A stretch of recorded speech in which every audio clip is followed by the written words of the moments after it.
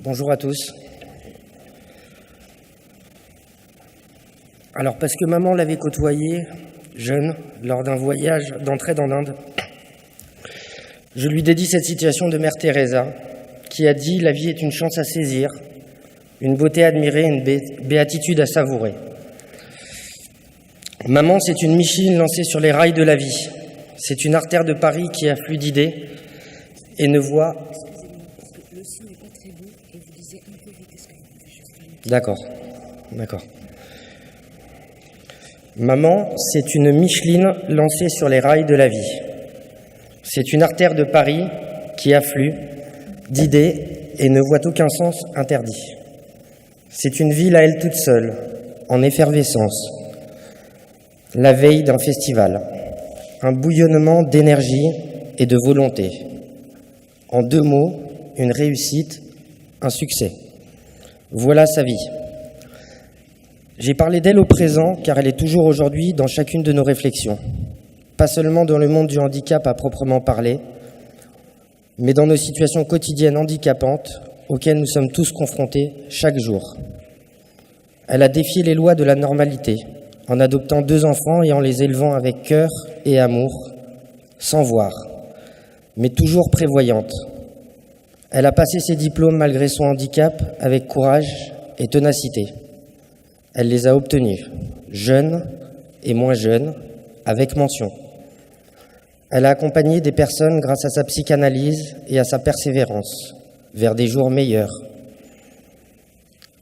Puis son association, son combat, le but ultime de sa vie, avancer sans trébucher, saigner sans se plaindre, toujours courir sans haleter, mais surtout et par-dessus tout, réussir.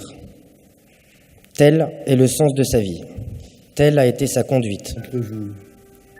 Je n'ai jamais considéré ma mère comme une personne handicapée, ni comme une femme différente de par son handicap. Sa différence était sa volonté rare, précieuse et payante. Tout ce qu'elle a entrepris a été une réussite. Elle a gagné. Elle a su saisir sa chance car elle l'a provoquée dans chaque domaine. Sa famille, son emploi et ses passions. Défendre les femmes en situation de handicap était pour elle une seconde nature. Les gens en parlent comme d'un combat. Elle, pour sa part, en parlait comme d'une évidence. L'évidence que ces violences ne doivent plus exister. Cela ne doit pas exister. Cela n'a pas lieu d'être dans notre société.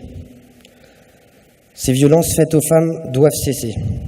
J'entends encore sa voix lorsque nous en parlions.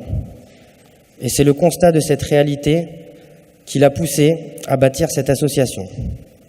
Toute sa vie n'a été qu'altruisme et persévérance. Je sais que FDFA continuera d'aider ces femmes, à faire évoluer les mentalités, à dénoncer ces pratiques monstrueuses. Maudit Pio en est le parfait exemple. Voilà ce que maman a choisi comme vie, aider les autres coûte que coûte. Cette association, c'est son héritage, à nous de le faire perdurer. Sénèque a dit « Ce n'est pas parce que les choses nous semblent inaccessibles que nous n'osons pas. C'est parce que nous n'osons pas qu'elles sont inaccessibles. » Mes souvenirs de toi, des années en arrière, je n'ai pas oublié nos complices moments, ni ces jours de soleil à marcher à ton bras. Que d'instants partagés et nos longs échanges. Que de fou rires et quelle complicité. Nous étions mère et fils, 2 amis adultes au cœur d'enfants. Tu restes dans mon esprit et la plus parfaite des mamans.